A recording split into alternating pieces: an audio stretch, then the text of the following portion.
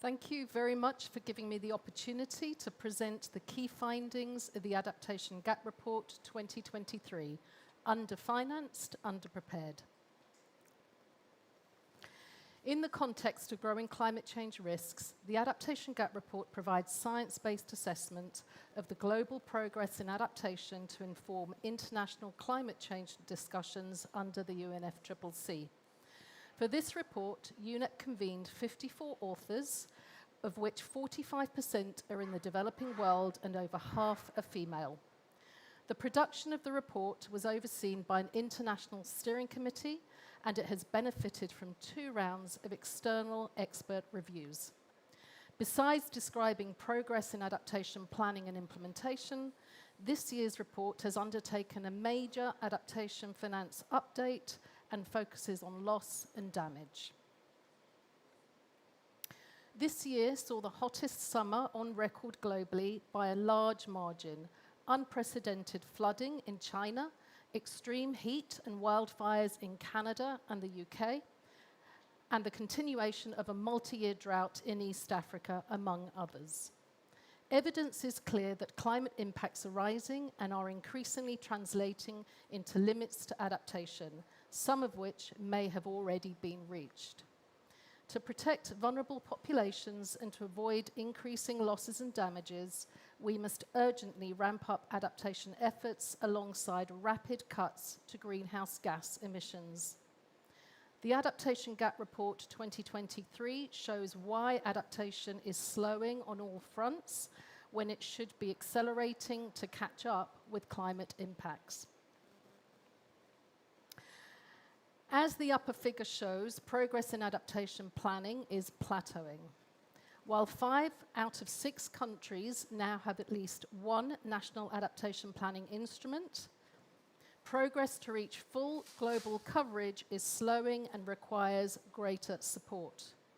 On the other hand, over half of countries have 2 or more national level instruments, and their quality is improving in terms of adequacy and effectiveness. The lower figure shows that, while projects are getting bigger, the number of adaptation actions supported through the 4 international climate funds has stagnated for the past decade. The report also found that gender and social inclusion is poorly addressed and funded in adaptation actions, though it does show better results than previous years' analysis. The Adaptation Gap Report 2023 carried out a major adaptation finance update based on a comprehensive assessment of the literature and new analyses. Kindly refer to the in-depth chapter and online background report for details. The figure shows that modelled adaptation costs in this decade are $250 billion per year. Adaptation costs are expected to rise significantly by 2050. Adaptation finance needed to implement domestic adaptation priorities is estimated at $318 billion per year until 2030. In contrast, international public adaptation finance flows to developing countries declined by 15% from 2020 levels to $21 billion in 2021. As a result of growing needs and faltering flows, the current adaptation finance gap is now estimated to be in the range of $194 to $366 billion per year. Adaptation finance needs are thus 10 to 18 times as great as public international finance flows, much higher than previously estimated.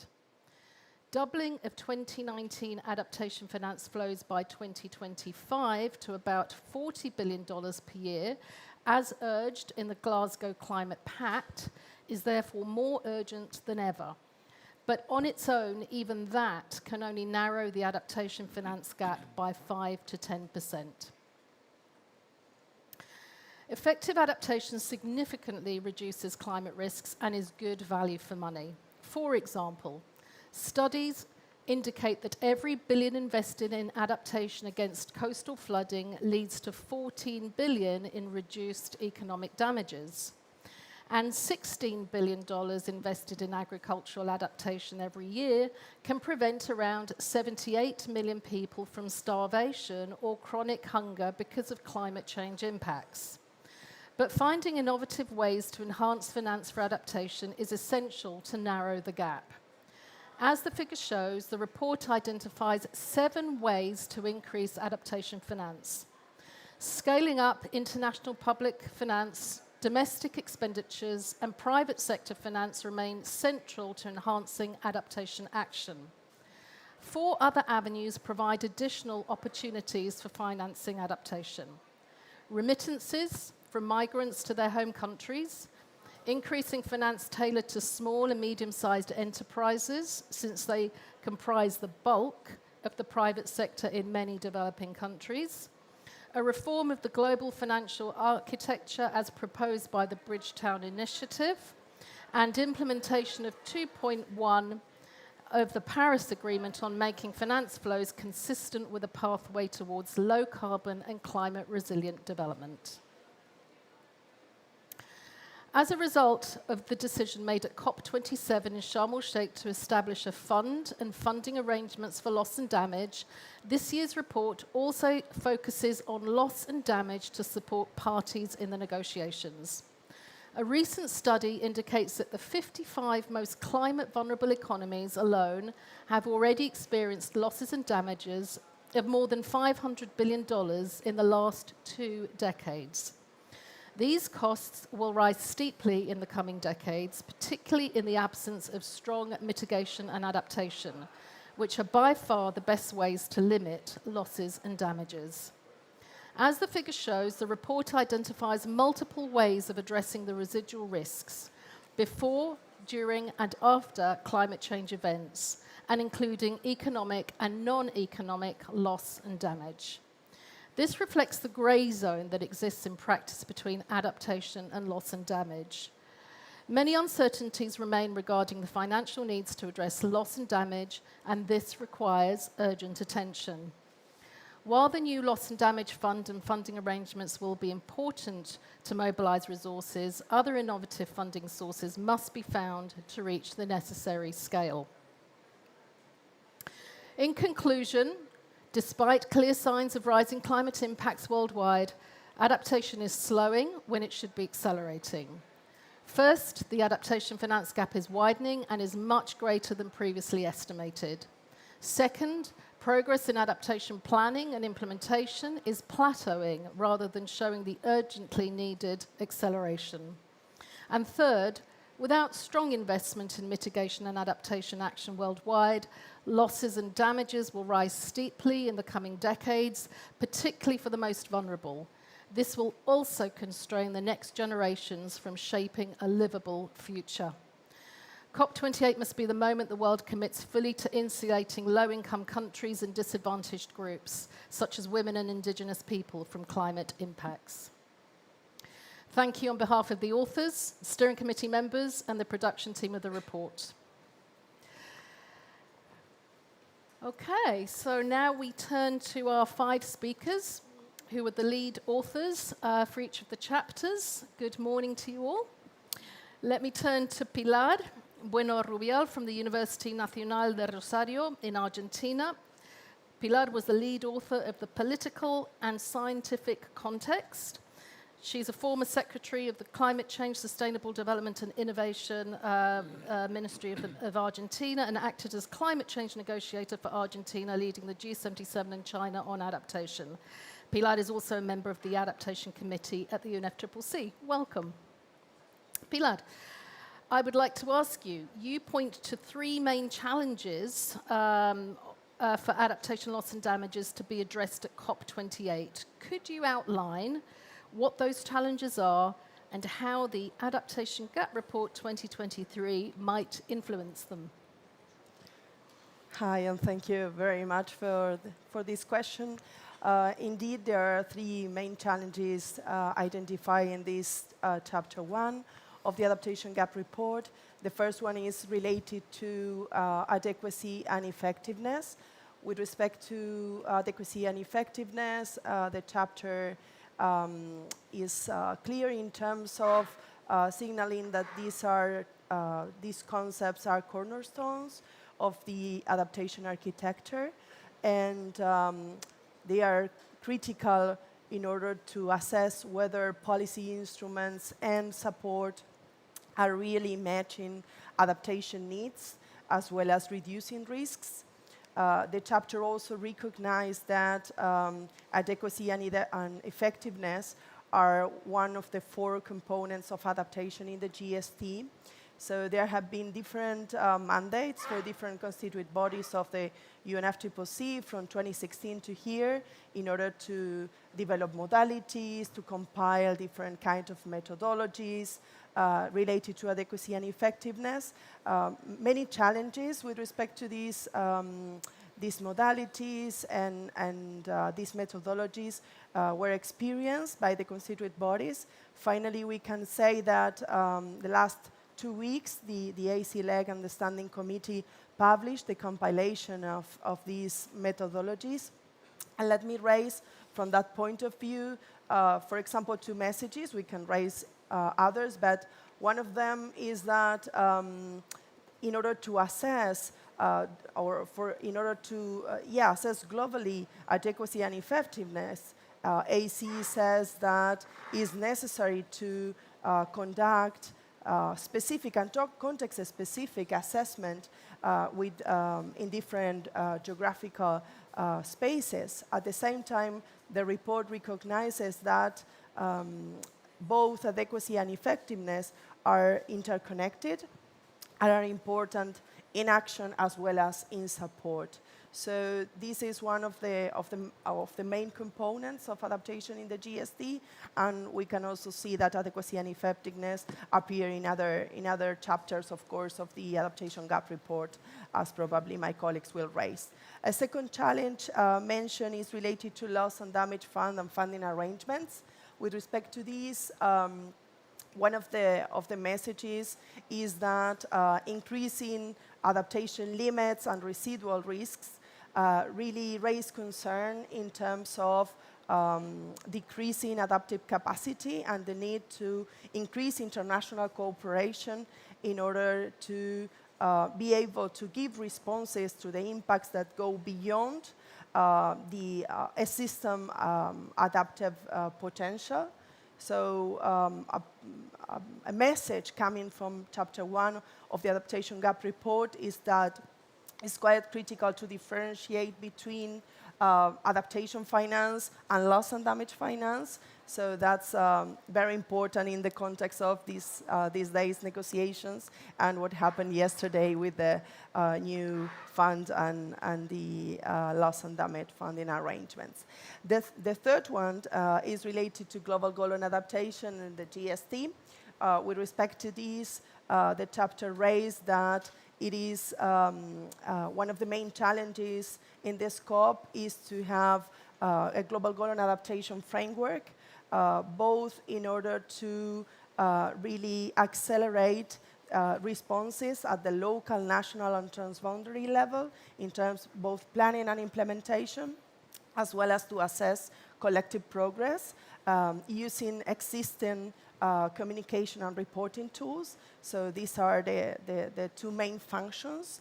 At the same time, even when all the features of the framework need to be agreed, one of the main challenges is really to develop targets and metrics that can really fit the needs in terms of these of accelerating action at the global level and being able to assess this progress, something that this GST1 is not being able to complete because this framework is one of the needs. And my last point is related to the GST. The chapter raised the idea that the opportunity of really improving the coherence and the robustness of adaptation agenda in the GST, including the 4 components. I already raised 2 of them. There is the GGA and GGA framework, as well as adequacy and effectiveness, but there are two more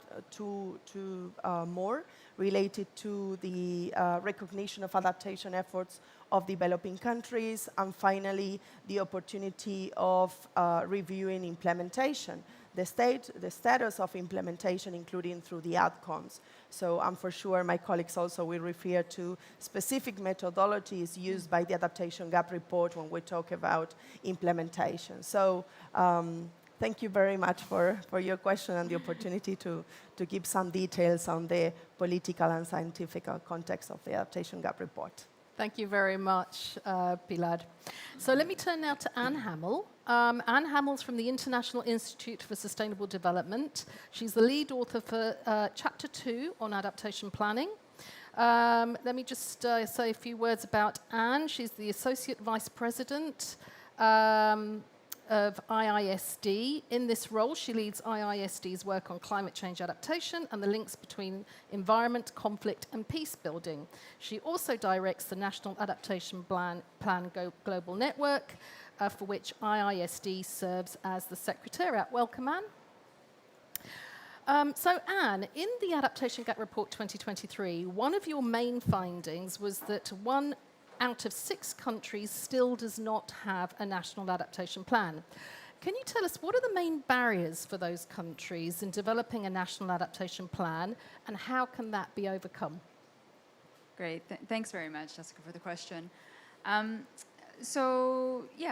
GAP report this year found that there were about 15% of countries that did not yet have a national adaptation planning instrument in place. But it is important to note that of those, half of them, there's evidence already that there is one underway. So what that tells us is that there's probably, in the next couple of years or so, we can confidently say that over 90% of the world will be covered by a first national adaptation planning instrument. And so there is a small group of countries that haven't demonstrated any evidence of having such an instrument in place. And I think when you look at the list of the countries, it immediately jumps out to you that a significant number of them are fragile, conflict-affected countries. And so when you look at that, then you have a lot of these countries have special considerations, special circumstances that need to be addressed in trying to provide support and advance adaptation planning. And so, obviously, these are contexts that are experiencing massive governance challenges. And we already have evidence in the last couple of years. We've heard about how little climate finance is reaching fragile and conflict-affected contexts. And so there's a massive financing gap there as well. Huge capacity gap. Data and information in these settings is also much more constrained. And so these are some of the big barriers to helping adaptation planning sort of unfold. And so I think as we hear all these calls for stepping up the support, in particular finance, to these areas, this will actually help close this gap that we're talking about with the coverage of adaptation planning instruments. So I think that's probably the sort of more overwhelming takeaway on the remaining gap that's there. But I would also encourage us not to sort of take our eye off of the relatively good news story. Like there's, we're getting to something like 92% coverage of the world with a first adaptation planning instrument. That's really significant. I mean, it's not 100. We want to get to 100, but it's important to remember that. And the other thing I would say too is what we found in this year's analysis is, and you highlighted that, over half are actually on their second adaptation planning instrument. And that's for me, even more critical of a story to highlight, because we want so much for adaptation planning to be iterative. And so we've got all these countries now that are not just doing their second, we had evidence of other countries doing their third and their fourth. And so we're seeing now that it's really getting traction in the way that a lot of countries are just doing business, and that they've really invested in adaptation planning and when it comes to sort of mainstream planning. So I think we also need to sort of remember some of the good news pieces of this year's chapter. Wonderful. Nice to have some positive news. Okay, thank you. So let me turn now to Timor later. from the Grantham Research Institute on Climate Change and the Environment at the London School of Economics and Political Science. Welcome. Timo was the lead author for Chapter 3 on adaptation implementation. A few words about Timo. He's a researcher, policy advisor and independent consultant on climate change adaptation. He works at the Science Policy Interface, providing findings from academia and insights from implementation to policy and decision makers, including the UNEP CCC negotiators. A lead author of UNEP's Adaptation Gap Report and a contributing author to the IPCC 6th Assessment Report. Welcome. Thank you. So, Timo, my question to you is this. The Adaptation Gap Report 2023 confirms the trend found in 2022 of fewer but larger adaptation projects funded by the multilateral climate funds. Based on your review, what are the main impacts of this trend on the adequacy and effectiveness of internationally funded adaptation? Thank you, Jessica. So in the implementation chapter, we are trying to look at what's the evidence for actual implementation. So what is the finance being spent on? Does the planning lead to implementation? And one of the key data sources we are using is looking at the projects that the 3 funds that are mandated under the Paris Agreement and the Convention, the Adaptation Fund, the Green Climate Fund, and the Global Environment Facility, the adaptation projects which they commission. So we have this diagram in the chapter which shows that since 2007, how many of these projects are being commissioned every year, or actually starting, and what's the funding volume of these projects. And what we see is with the advent of the GCF, more and more projects are of larger volume.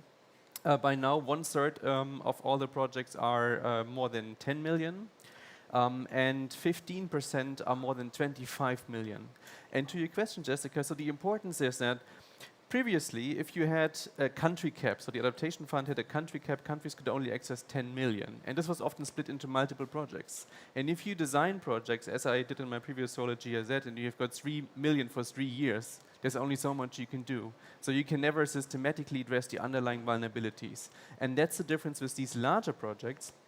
I give you a concrete example. In Grenada, GIZ's project helped to help the entire water sector to become resilient, to address the supply side of water and the demand side of water and the policy side. So if you have larger projects, you can systematically address the whole system, systematic risk, and that can help with effectiveness and adequacy. However, it doesn't mean that larger projects are automatically better or more effective. They still need to be, high quality in the design. But I think it's a paradigm shift compared to these little pilots that we had here and there. And so we are seeing, last year GCF had 2 projects of 100 million each, which is very significant, and that's one of the trends we are seeing. At the same time, we see, as you were saying, Jessica, the number of projects per year is kind of plateauing at 40 new projects, which isn't that much, given all the impacts we are facing. So the number of projects is plateauing, but the financial value is steadily increasing. So this is the positive news. It increased by 10%. It's not nearly where we would need to be according to the finance chapter, but we are making progress on that front. Thank you very much, Timo. Our next speaker is online. I'm not sure. I can't hear him. Can you hear me now, Jessica? Oh, great. Hi, Paul. So let me introduce Paul. Paul Watkis is the lead author for Chapter 4, the Adaptation Finance Gap Update. Paul Watkins is an independent researcher with over 20 years of experience of multidisciplinary research in climate change and adaptation policy. Paul has led numerous major studies and has written over 100 publications, reports, and conference papers. He's a contributing author on 3 chapters of the IPCC AR5, Working Group 3 report, and 1 chapter in the Working Group 2 report. Welcome, Paul. My question to you, can you hear me? Okay? Yes, I can hear you. Okay, great. Yeah. Based on your updated analysis, could you elaborate on the primary reasons for the observed increase in the adaptation finance gap, and what does that mean? Thank you, and thank you for having the opportunity. I'm over, and apologies I can't be there. So the way that we look at the adaptation finance gap is we look at what we need, and we compare that to what we have. So we look at the estimated cost of adaptation, and then we compare that to the finance flows and look at the gap between the two. So in terms of this year, we did a deep dive on the adaptation finance side of things. And I think the first thing that we found is that the costs of adaptation are higher than when we looked previously. Now, we look at this in two different ways. We look at the modeled estimates of the cost of adaptation for developing countries, and we also look at the submissions from NDCs and NAPs and look at how those might compare as well. And that gives us that headline number that I think you mentioned, Jessica, the number of, broadly speaking, $200 to $400 billion a year as our adaptation needs. And those numbers have gone up quite a lot since we last looked. They've gone up because primarily the science is a lot more negative. If we look at the AR6, we see greater impacts of climate change happening sooner, and that means that the costs of adaptation are also going up. At the same time, on the other side of the equation, we have our finance flows. And on our finance flows, what we find is that international public adaptation finance has stayed broadly at the same level. In fact, it could also, as you've mentioned, plausibly have gone down in 2021. And those numbers are only around 20 billion. So the adaptation finance flows have sort of stabilized. The costs are going up, and so therefore the adaptation finance gap is increasing. And it has increased quite a lot since the last time we looked.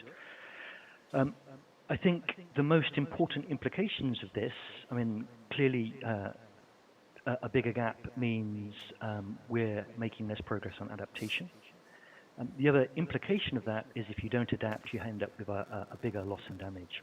And so one of the direct implications of this is by not adapting sufficiently and not having the finance to adapt, we're actually making that loss and damage problem greater. And just, I think you highlighted in one of the quotes that you put out there, investing 1 billion a year in coastal adaptation, for example, reduces down damages by 14 billion. So you can sort of see the ratio involved, and even small steps in reducing that adaptation finance gap really do have a very large impact in reducing the sort of residual damage and the potential loss and damage that we have. So yeah, that's the short answer. Thank you very much, Paul. That was very clear. Thank you. And now let's go to our final speaker, Adele Thomas from the University of the Bahamas and Climate Analytics. Adele was the lead author of Chapter 5, Loss and Damage. Dr. Adele Thomas is the Vice Chair of Working Group 2 for the IPC's 7th assessment cycle, a Senior Fellow at the University of the Bahamas, and an adaptation loss and damage expert at Climate Analytics. She has only over 16 years of experience in climate change research and policy. Welcome, Adele. My question to you is this. Expectations are high to operationalize the Loss and Damage Fund. What are the challenges that need to be overcome during the negotiations?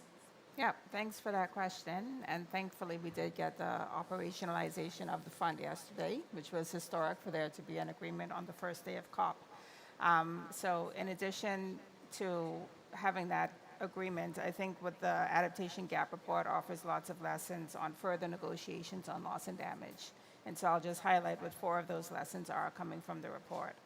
The first is that the Adaptation Gap Report really highlights that loss and damage is the 3rd pillar of climate action, along with adaptation and mitigation. So the report gets into, the impacts that are already being experienced and are concentrated in the developing world. It shows the relationship between loss and damage, adaptation, and mitigation, showing that, as we exceed 1.5, as we reach adaptation limits, that there are higher mitigation alone are not enough, and that we must respond to the increasing levels of loss and damage that are being experienced, and loss and damage is a 3rd pillar of climate action. The second lesson coming from the report is the importance of assessing and accounting for both economic and non-economic loss and damage.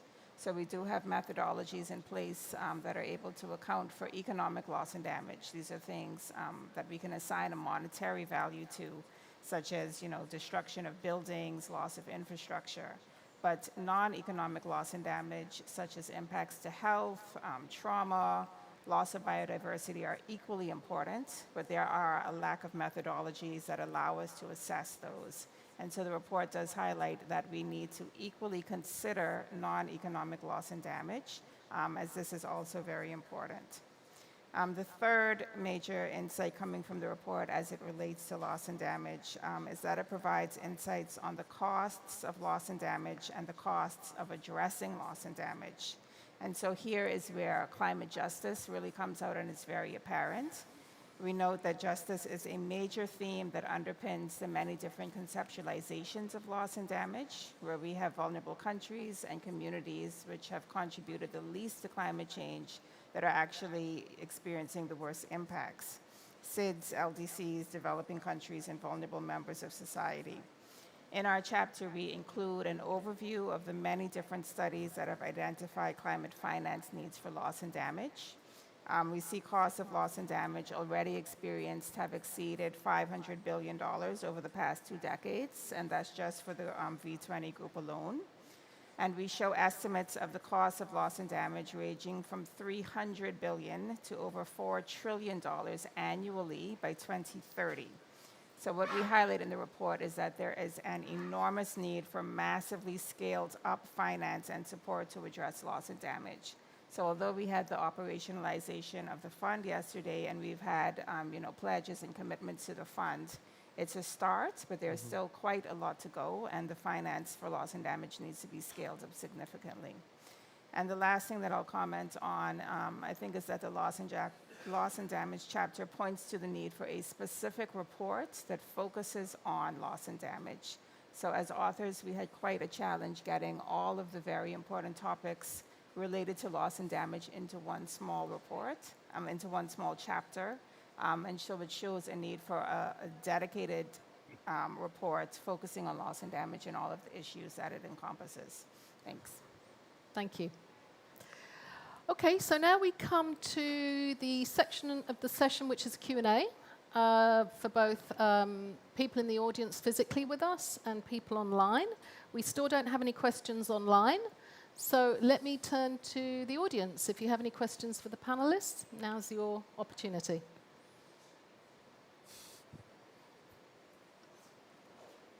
Hello, my name is Cristina Arnesanz. I'm a member of the Django Health Working Group, the official youth constituency for the UNFCCC. And as a member of the Health Working Group, I would like to ask, how is health integrated in the report, as we know that it's very important for the health systems to be adapted and to be resilient against climate change. Thank you so much. Who wants to take that? Thank you very much for the question. In fact, the report has a focus chapter every year, and we had a health focus chapter in 2018. So the whole report's theme was health and climate change. In the implementation chapter, so as Adele was saying, we only have 4 or 5 pages or 3,000 words, so we cannot go into detail on all of the sectors. Because we get this request every time, can you please do more on agriculture, on health, on biodiversity? We can't, not in the space we have. But what we also do is we refer to the AS6 report, which has chapters of 200 pages each on these different topics, and it's the most up-to-date version we have so far. So basically, the idea is that the Adaptation Gap report complements the AS6 report, and in that way we contribute to it. Thank you. Thank you. Thank you. Any other questions? Okay, then I will ask another question to each panelist. Let me start from Adele this time. Adele, could you explain to us how you draw the line between adaptation and loss and damage, and are there any trade-offs? That is $1 million question. So in the report, we talk about the gray zone between adaptation and loss and damage. There are actions that you can take that can be considered adaptation that would help to reduce the amount of loss and damage that's experienced.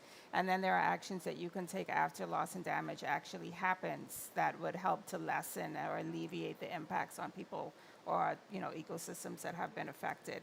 So there is a gray line between adaptation and loss and damage. There's a continuum of actions. So things like early warning systems, is it just for adaptation, or does it also help with loss and damage? So we got into some of that, and I encourage people to take a look at Chapter 5 to see more of that.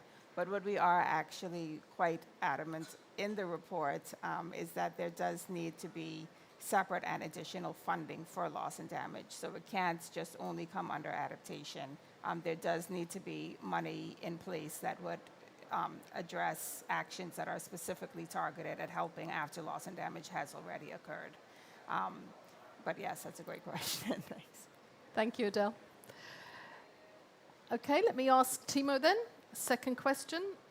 Can you tell us what lessons can be learned from the analysis of adaptation communications, which were carried out for the first time, and how can this inform the GGA, Global Goal and Adaptation, and the GST, the Global Stocktake? Right, thank you. So in the implementation chapter, we're using multiple data sources because that's the only way to get an overview of adaptation implementation. And one data source are the adaptation projects in the multilateral financial institutions, and the new data source are the so-called adaptation communication. So countries under the Paris Agreement are encouraged to submit these new documents, adaptation communications.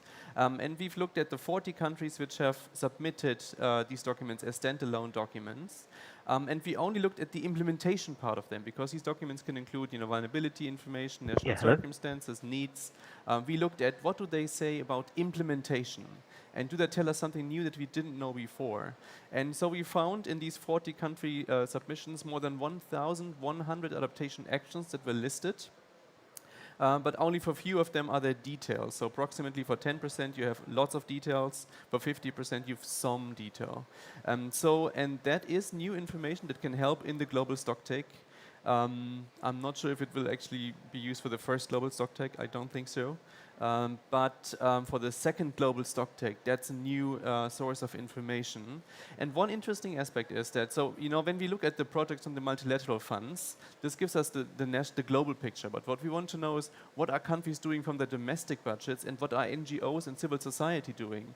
And that aspect we don't get from analyzing global projects. And so we hope that that is, by countries' information through adaptation communications, we can also unpack that bit of adaptation action, and that would really help for the second global stocktake, and potentially for any review work under the GGA framework. Thank you very much. Oh, Adele. Yeah, and just to add to it, it just shows how complementary the adaptation gap report is to the IPCC assessment reports, because in the IPCC assessment reports, we're mostly looking at the scientific literature to try and pull out, what adaptation is happening. And so having this assessment coming from, what's happening at the national and subnational scale, and coming from the gray literature really complements what's going on in the IPCC. Fantastic. Thank you, Adele. I don't know if Paul Watkis is still with us. Maybe yes, not. Yes, I am. Oh, Can you're you hear still me, there. Jessica? Okay, Paul, Yeah. can I ask you a second question? Yes, please. Okay, so talking about the financing gap, can you give us your perspective on what options are available for reducing or closing the gap, and what can COP28 do to support this? Again, that's a million-dollar question and a great question. So I think the first response to that is there's no single individual thing that's going to fill the gap. It's going to be a combination of things, and that also relates to the discussions at the COP. I think probably one of the most important things, as always, is that foundation of international public adaptation finance. So without that foundation, everything else becomes much more difficult. So in light of the pledges that were made yesterday as well, we do need to see international public adaptation finance scaled up. We need to see the delivery of the Glasgow Pact, and beyond that, the collective quantified goal, shifting the lever on international public adaptation finance. Beyond that, I think there are some important opportunities around both domestic adaptation finance and private sector adaptation finance. I think those come with some issues as well, so we have to be realistic about that. I think many countries are starting to recognize the need to look at domestic financing and scale that up, but clearly for the LDCs that involves trade-offs, and so we have to be aware of the equity issues involved in trying to encourage countries to divert resources away from development.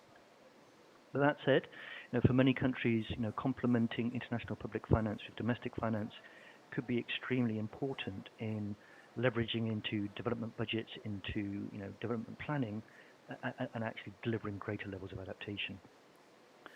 We also think, and we know that the private sector is key to a lot of this. The private sector will always invest in its own self-interest, of course, but there are opportunities to work with the private sector to scale up adaptation finance. That can be through blending it with public. It can be looking at the opportunities where there's more markets. And again, I think that's something for this COP. There is an opportunity to look at those opportunities, to look at what the barriers are to private sector adaptation finance, and scale those up as well, and look at some of those issues, recognizing that, of course, the private sector is unlikely to invest in areas that we know are very important, in terms of the most vulnerable, in terms of some of the more difficult sectors, the ecosystem services, and there will always be challenges. And then finally, I think there are these other broader issues circling around. Obviously, progress on the negotiations on Article 2.1c and aligning all finance to low carbon and climate resilient development is going to be very important. The discussion around the international architecture, again, very, very important. But it will, I think, be very much a need to recognize that all of those have to sort of progress to sort of fill the gap. At the same time, I always think it's very important to highlight the gap is large, but it's not implausible to fill it. The sorts of numbers that we're talking about are equivalent to current ODA. So these are not implausible numbers to address, and with the combination of scaled up public adaptation finance as well as these other sources, then it is very it's very attainable to get there. So I think we should have a positive message whilst recognizing the gap is still large. Thank you. Thank you very much, Paul. I like the positive note as well. Turning to Anne, second question. Let me see. Okay. Question is, how do you think adaptation planning can support the implementation of adaptation actions, and how is this informing the global goal on adaptation and the global stocktake negotiations and processes? Great. So taking the first part of the question, right, of how good planning supports action, I mean, I think there's a recognition now that we're hearing all this this call for greater implementation at scale. We need to see more action on the ground, and really good, effective action is really going to be dependent on, I think, really good planning. It's so foundational to seeing the level of implementation, the type of implementation, the scale of implementation we want to see. And the links there, I would kind of call out three things. So one is adaptation planning is really about making adaptation action more coordinated. I think one of the big things that's coming out of the AR6 and what we've been hearing in the global stocktake and the synthesis report is that adaptation actions are still largely too fragmented, ad hoc, small in scale. And so if you have a really good adaptation planning process in place, it's supposed to make it more strategic. It's supposed to make it more coordinated. It's supposed to be more whole of government, whole of society. And as I mentioned in my first intervention, it's also about making sure that it's ongoing, that it's part of the sort of DNA of just how countries invest their resources and continue on their development pathways. So that's one of the big roles of good adaptation planning, and how that'll translate into better action and more action on the ground. The second thing is that the adaptation planning process is an opportunity for governments to consistently look at the way they're being affected by both observed and projected impacts of climate change. So being able to highlight the different ways in which they're vulnerable, how they're being impacted, and then articulate on a regular basis their priorities for addressing these vulnerabilities. And so having that done systematically and regularly is going to make for better, projects, programs, and action on the ground. And then the third thing is good adaptation planning is supposed to have the monitoring, evaluation, and learning as part of it, baked into it. And what we found in this year's chapter is that that's one of the areas where we're not seeing as much progress as we really need to. And I would also note that the Adaptation Gap Report really looks at monitoring and evaluation and actually hasn't been capturing the learning part of things. And that's an important part of making sure that adaptation planning is ongoing and iterative. But monitoring and evaluation allows us to not only track performance, but understand it and just say, are we doing the right things? And are we doing it in the right way? And that's absolutely critical to making sure that adaptation action is going to be effective. And so when it comes to the GGA and GST taking a step back, I think one of the ways in which we're going to be assessing collective progress is to understand the extent to which adaptation planning is happening, right? So that's going to be one aspect of it. But beyond that, looking at all the sort of the different adaptation planning processes that countries have underway, it is the ability to capture the different priorities and impacts and vulnerabilities, capturing the lessons of what's being implemented already. All of that information is absolutely going to be informing and is critical to informing the global stocktake. It's going to be absolutely critical to informing our assessment of progress towards the global goal on adaptation. So it's a nice sort of bottom-up effort as well to the sort of global policy discussions and our understanding of progress overall. Fantastic. Thanks a lot, Anne. And my last question to Pilar. Maybe you can just give us a few thoughts about how the global goal on adaptation can improve adequacy and effectiveness of adaptation. Can we have some thoughts from you on that?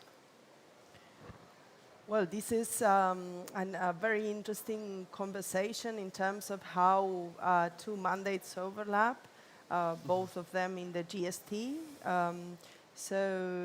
This is not solved for GST1, but I think that all the work already developed by the constituent bodies is already helping probably for GST2 in order to be able to work in a better way with the framework for assessing progress and achieving the goal, and at the same time understanding how adequacy and effectiveness can really be related to the targets and the metrics that will be developed under the framework. So even though they are not right, unfortunately, we don't have that development done for GST1, and I think that is a gap that we need to recognize. At the same time, it's an opportunity, and this opportunity should take a path from here to GST2. I know that there are different proposals related to how adequacy and effectiveness can be already taken here in COP28, but well, we need to see what happened with the GGA outcome in terms of targets and metrics. Fantastic. Thank you. Any more questions from the audience? Do we have any online questions? No? And I don't think we've got any online. No. Okay. Well, then with that, we'll wrap up the session. What I've heard is that there is cause for optimism. 92% of countries globally are covered by an adaptation plan. Projects are getting larger, more systemically effective. We have a new loss and damage fund, and it's already had pledges made to it. And Paul Watkis is of the opinion that although the gap is large, it's not insurmountable. There are various financing sources that we can pull into this, into the challenge. So with that, I wish everyone well for the negotiations, and we hope for positive outcome across the board. Thank you very much for participating. Thank you. Thank you. You can't, Done.